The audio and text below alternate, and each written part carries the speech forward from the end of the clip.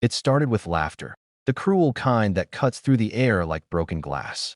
In a crowded elementary school auditorium, two small girls stood frozen on stage. Their identical faces, framed by messy ponytails and worn hand-me-down dresses, were pale with fear. They had been asked to sing as part of a school talent show, but everyone in that room knew it wasn't meant to honor them. It was meant to humiliate them. They were the poor twins, daughters of the janitor, the single dad who fixed leaky pipes and emptied trash cans after everyone went home. The rumor around school was that they lived in a trailer just outside town, that their father could barely afford lunch for them. Some kids, led by a few popular ones, thought it would be funny to nominate them to perform.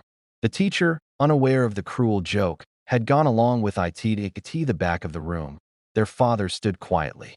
His name was Ben Carter, a man with hands rough from hard work, a face aged far beyond his years, and a heart that had learned to endure. He'd lost his wife 3 winters ago in a car accident. Since then, his entire life had revolved around those 2 little girls, Lily and Lila. He'd taught them to stay kind even when the world wasn't. But today, as he watched them standing alone on that stage while whispers and laughter echoed through the room, his chest ached with something heavier than sadness. It was helplessness. The teacher smiled nervously and gestured toward the microphone. "Go ahead, girls," she said softly. Lily looked at Lila, her bottom lip trembling. The crowd was still giggling. Someone in the front whispered, "This is going to be hilarious." Ben clenched his fists at the back of the room, ready to step forward, to stop it all. But then Lily took her sister's hand. She nodded once, and they began to sing. At first, it was barely a whisper. But as their voices intertwined, something changed. The giggles faded. The shuffling stopped. Every note seemed to carry a piece of something raw and real, something that didn't belong in that cold, mocking room. Their harmony was pure, hauntingly beautiful, the kind that feels like a prayer whispered by children who've known too much pain. Their voices rose and fell like waves, fragile but unbroken, carrying words about hope, love, and home. Ben couldn't move. He couldn't even breathe. His mind drifted back to nights when his late wife sang lullabies to the twins as babies, her soft voice filling their tiny trailer, her laughter echoing through the thin walls. He saw her again, smiling from a memory that felt both close and unreachable. And then it happened. The room went completely still. Even the teacher had tears in her eyes. Students who'd been laughing moments earlier now sat frozen, eyes wide, jaws slightly open. A boy in the back dropped his phone without realizing it. The sound that filled the air wasn't just music, it was truth. It was pain and beauty stitched together, too honest to mock. When the last note faded, there was silence. The kind of silence that doesn't demand applause because no one dares to break it. Then one student started clapping. Another joined. And then, suddenly, the whole room erupted. Ben blinked hard, struggling to keep his tears in.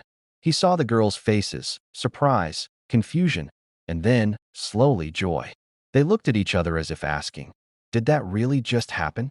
Lila smiled shyly, her hand still gripping her sister's. The teacher walked up to them with trembling hands. "That was beautiful," she whispered, her voice cracking. "Girls, you have something truly special." After the show, when most of the kids had left, a woman approached Ben. She was well-dressed, the kind of person who didn't usually notice people like him. "Are you their father?" she asked. He nodded, unsure of what to expect. She smiled faintly. "I work with the local music foundation.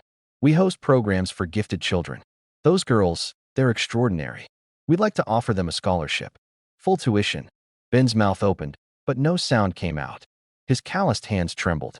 For a moment, he couldn't even believe it. The woman reached into her purse and handed him a card. "Talent like that deserves a stage. Don't let it fade." He looked down at the card as if it were made of gold. When he lifted his head, his daughters were running toward him, arms open, eyes shining. "Daddy, did you hear them clap for us?" Lily said, breathless. Ben knelt and pulled them close, his voice breaking. "I heard, baby. I heard every word." Lila tugged at his sleeve. "Mom would have been proud, huh?" He swallowed hard, forcing a smile. "Yeah," he whispered. "She would have been so proud." As they walked out of the empty auditorium together, the sun was beginning to set outside the windows, soft orange light spilling across the polished floor. The same students who once laughed at them now watched silently from the hallway. A strange mix of guilt and admiration in their faces. The janitor and his twin daughters, the poor family, everyone pitted, had just silenced an entire room with nothing but courage and a song.